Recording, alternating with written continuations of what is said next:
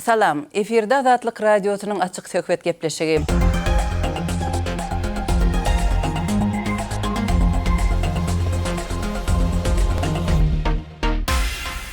Bugün biz habary we ony ýaýradýan serişdeler barada gürleşeriz.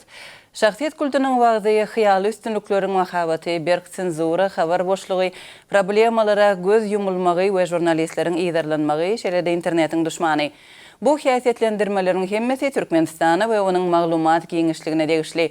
Şu gün biz bar bolan problemalar, täze tendensiýalar, sosial ulgamlarynyň roly we ulanjylaryň aktivligi barada gürrüň ederiz. Söhbetdeşlerimiz meşhur garaşsyz neşirler Türkmenistanyň kronikasynyň we Türkmen News neşirleriniň esaslandyrjylary Farid Tuhbatulin we Ruslan Mätiýew.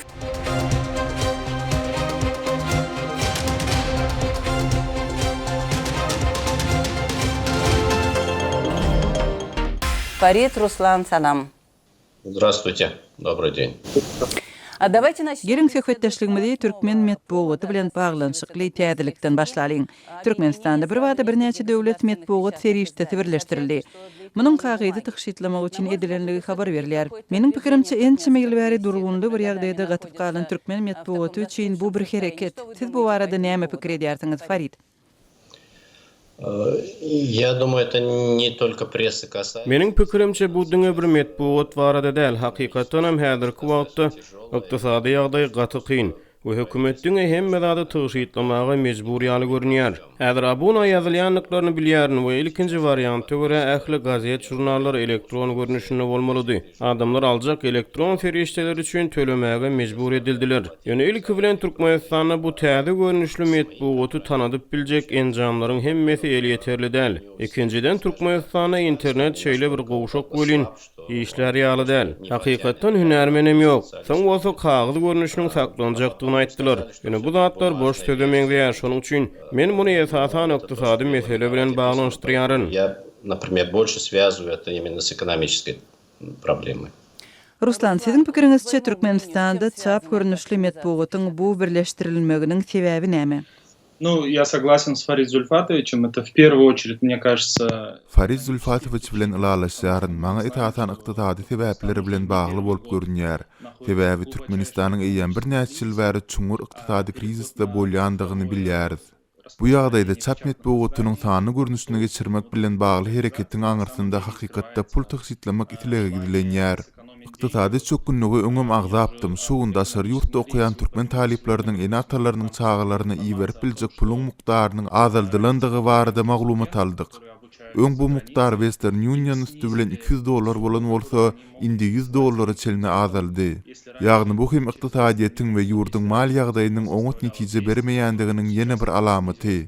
Medeniýeti de birleşdirmek bilen pul tyşytlamaň ýollaryny gözleýärler. Ýöne ýagdaý hem şeýle, onu okuyan hem az. И они изыскивают любые способы сэкономить. И вот в том числе и на прессе, которую, ну, так случилось, что мало кто читает, скажем. Но для кого все эти многочисленные... Yurtda köşeli köp sanly medeniýet serişdesi kim üçin? Ýatlasak Türkmenistanda 60-dan gowrak çap görnüşli medeniýet serişdesi 7 töweregi telekanal we birnäçe radio kanal bar. Bularyň hemmesi de şol bir zady habar berýär. Siziň pikirinizçe bu näme üçin edilýär? Хороший вопрос. Очень хороший вопрос, и, честно сказать, я на него ответа не знаю. У нас сложилось... Bu gowy sorag, gaty gowy sorag we men munyň jogabyny bilemok. Her niçin bolsa şu çaka çelne jurnallaryň we gazetleriň çap edilýän täze neşirleri döredilipdi. Jurnallar çykaryldy, diýar jurnaly, Galkyny jurnaly döredildi. Hakykatdan hem olar bir meňzeş, belki de prezidentiň jemgyýete maglumat berilmegini güýçlendirmek talaby hud şeýle görnüşde berjä edilen bolmagy mümkin. Diňe täze medeniýet serişdesini açmak arkaly medeniýeti östürmeň ýa-da bar bolan medeniýet serişdelerine erkinlik bermeň, olary gyzykly edip ýylatyň medeniýeti satyn almagy mejbur bolmazlygyna ýol açmaň deregine şu çaka çelini täze neşirler açmak ýaly çözüm tapdylar. Решают, видимо, находят решение в том, чтобы запустить очередное новое издание. Farid, bir zat goşmak isleýärsiňmi? Ну, мне кажется, мешает тот самый бэкграунд. Menin pikirimçe geçmişdäki tejribe ziyan berýär. Olar Sovet Soýuzy döwrüne öwredilen zatlar ulanýarlar. Ýagny metbuat propaganda ýaragy bolýar. Hawa elbetde ine Sovet metbuaty bilen deňeşdirilen hil has pes derejede gitdigiçe yaramazlaşýar. Ýöne olar mundan el çekip bilmeýärler. Bolmaly şudy, dowam edýär. Mundan beýlek olarda hiç bir many galmady. Bu köp sanly ferişteleriň ne telewizionyanyň ne de neşirleriň arasyna bäsleşligin galmanlygy bolubam bilmejekdigi bilen ulalaşýaryn. Olardyň pudoklary hünär ugurlaryna bölünýär. Bu her ministerlik öz neşirini çap edýär. Medianyň köplügi emma bir meňzeşligi we manysyzlygy bu ýagdaýy açyp görkezýär. Столь же бессмысленная медиа. Efirde Azatlyk Radiosu açyk söhbet programmasyny dinleýärsiňiz. Biz Türkmenistanyň kronikasy we Türkmen News neşirleriniň esaslandyrjylary Farid Tuhbatullin we Ruslan Miatiyew bilen metbuat azatlygyna degişli meseleleri söhbet edýäris. Gelin häzir Türkmen metbuatynyň irki sepkitleri barada gysgaça video maglumatymyzy tinläli.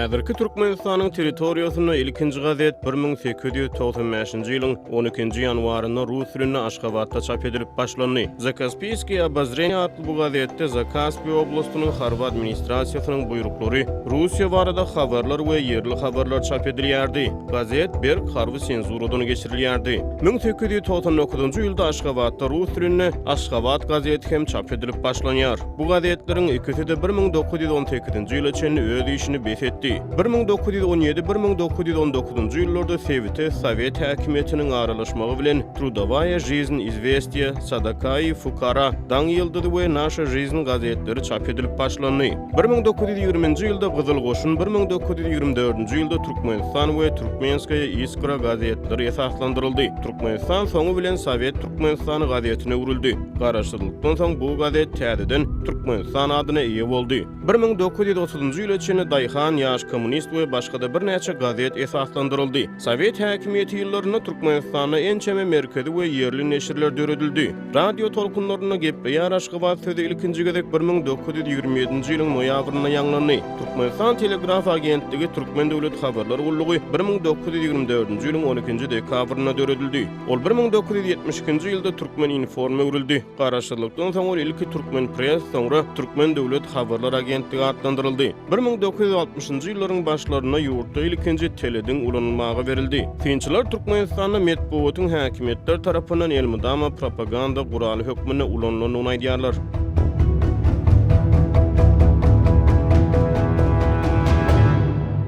Efirde Azatlyk Radiosu açyk söhbet programmasyny dinleýärsiňiz. Biz Türkmenistanyň kronikasy we Türkmen News neşirleriniň esaslandyrjylary Farid Tuhbatullin we Ruslan Miatiyew bilen metbuat azatlygyna degişli meseleleri söhbet edýäris. Мне бы еще хотелось поговорить. Men Türkmenistanyň çap görnüşli metbuatynyň öz boluşly, tapawutlandyrjy bir aýratynlygy barada gürleşmek isleýärin. Bu ýurduň beýleki habar beriş serişdelerinde de köp. Ýöne metbuatda has köp göze ilýär. Bu prezidentiň suratlaryna degişli. Olaryň san taýdan köplügi, ýasamalygy we keşpleriň döwlet başçylygynyň statusyna gabat gelmezligi. Bularyň hemmesi grotesk, gülkünç hem bolup bilerdi. Emma bir ýagdaý bar. Bilşimiz ýaly döwlet ýadaratynyň işgärleri prezidentiň suratlaryny gazetden gyrkyp almaga, soň ýörite albomlary ýerleşdirmäge, soňra da bolsa ýol başçylaryna hatawat bermäge mejbur edilipdi. Şeýle adamlar gazetleri maksada laýyk bolmady gusulda şol sandy hajatxanada ulananlygy sebäpli ýerlanypdy. Bu kontekstde ýurtda näme bolup geçer? Siziň pikiriňiz şonda näme üçin şeýle köp surat çap edilýär hem adamlaryň durmuşy kynlaşdyrylýar? И усложняют людям жизнь.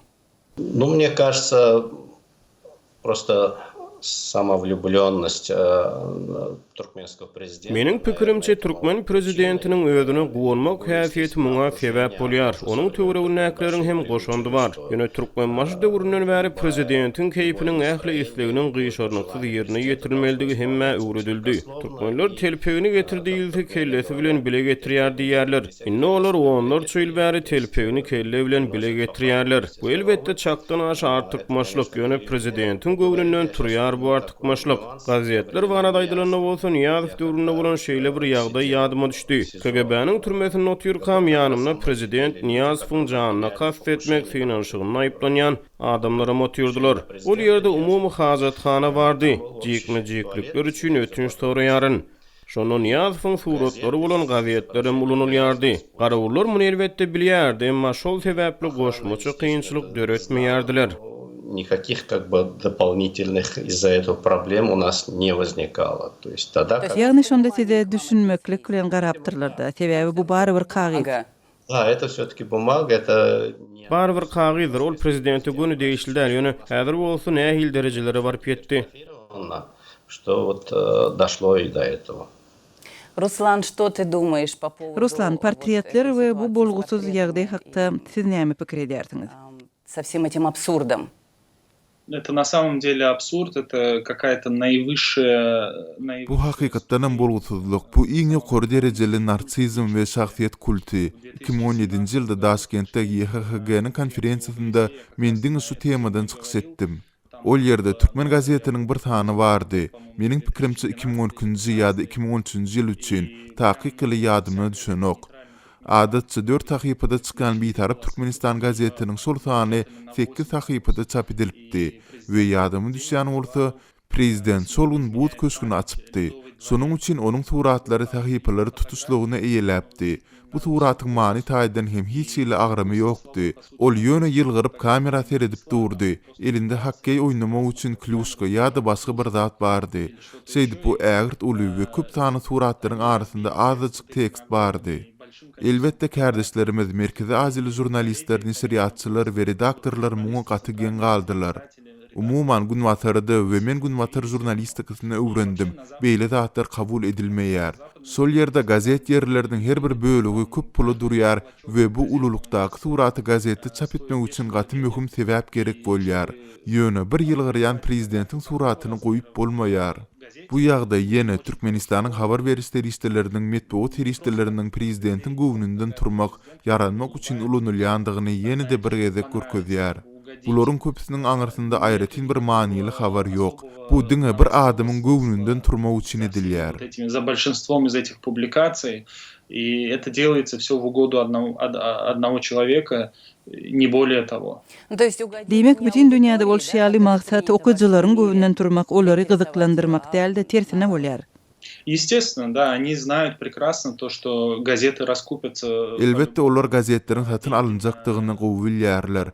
Buna ýazylmak üçin pul ýylatdan döwlet işgärlerinden we hususy telekiçilerden alınýar. Bularyň hemmesiniň tölenjekdigini jurnalistlere, habarçylary we redaktorlara aýlyk beriljekdigini bilýärler. Ýagny bu ýerde ýigitler satyn alyp bilmeýän bolsaňyz aýlyňyz az bolar diýen sorag durmaýar. Şonuň üçin mazmuny has gowulaşdyryň, finansyň diýilmeýär. Olar üçin eýermäge belli bir gün tertibi bar we olar aýlyklarynyň ertirhem bir gün beriljekdigini bilýärler. И они знают прекрасно, что зарплата будет и завтра, и послезавтра.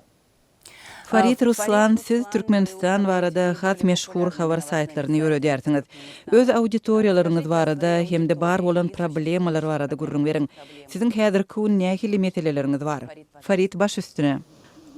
Да, у нас как бы наш сайт, он получился, что это наш побочный продукт. То есть Biziň saýtymyz gapdalda neden goşmaça işimiz boldy. Ýani biz ilki işe başlanymyzda diňe adam hukuklary bilen bagly ýagdaýlar monitoring edýärdik. Türkmenistanyň kardeşlerimiz maglumaty berýärdi. Sonra daşary ýurda çykandan soň men Türkmenistan barada maglumatyň ören azlygyna göz ýetirdim. Bu kardeşlerimiz bolup hukuk monitoringi bilen bir hatarda olar başga da üstünlik gyzykly faktlary ýetirip durmaly diýen netije geldik. Unha biziň işimiz şeýdip başlady we häzir bu goşmaça işimiz biziň esasy işimizden agdyklyk edýär. Elbetde adam hukuklary bilen bagly iş has uzun we ol göze görünýär. Ol şeýle de bolmaly. Biziň saýtymyz barada aýdylaryny meniň özüm professional jurnalist däl we biziň sredamyzda professional jurnalist ýok. Bularyň hemmesini öwrenmeli boldy. Ýöne men gazanan netijemizi elbet däl hasaplaýaryn. Sebäbi biziň işlerimiziň köp sitirlenmegi, şol sanyny belli meşhur iri daşary ýurt media serişdeleri tarapyndan sitirlenmegi, biziň öz maglumatlarymyzy adam hukuklary noktoy nazaryndan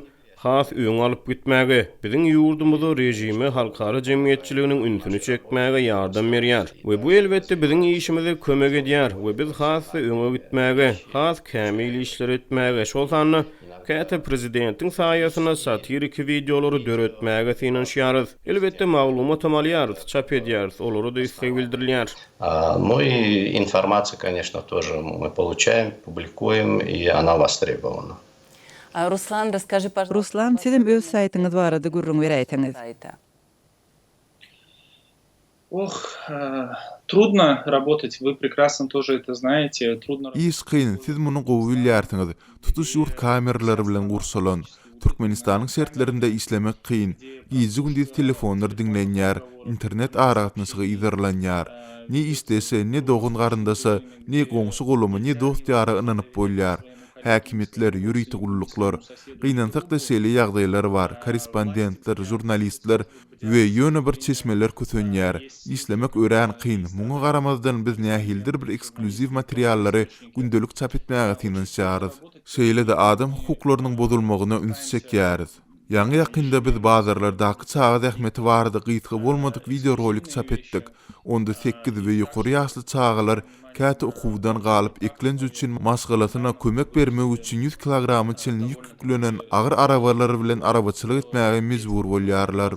Günüň dowamında onlar çygaryp gögönüm töwi we şoňa meňdeşler. Şularyň hemmeti olaryň öz gerdininde seýdip gazanç edýärler. Biz seýle de gowuçy we beýleki ekin meýdanlarynda büdjet isgärleriniň mejbur ähmetden peýdalanylmagyna sin edýäris.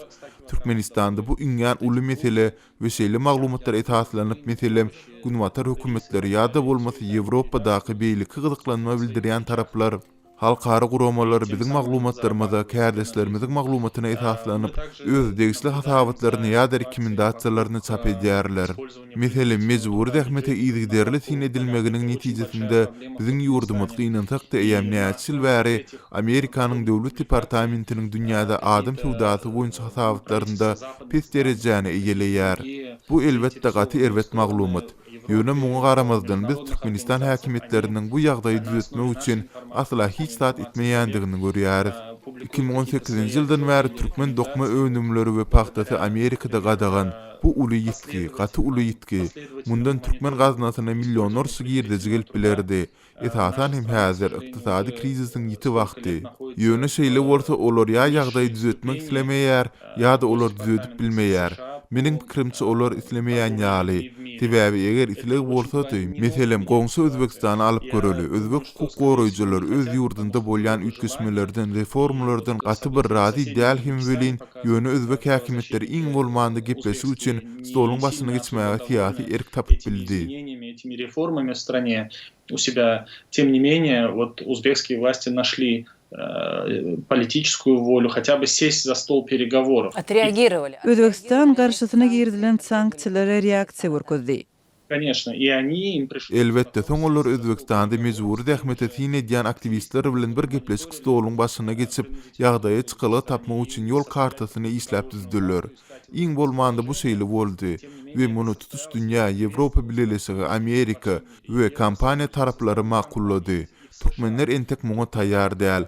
Ýöne wagty geler, olar hem gepleşik stolunyň başyna geçmeli bolarlar we howa ýigitler problema bar we biz onu çözmäge taýýar, bize kömek ediň diýerler.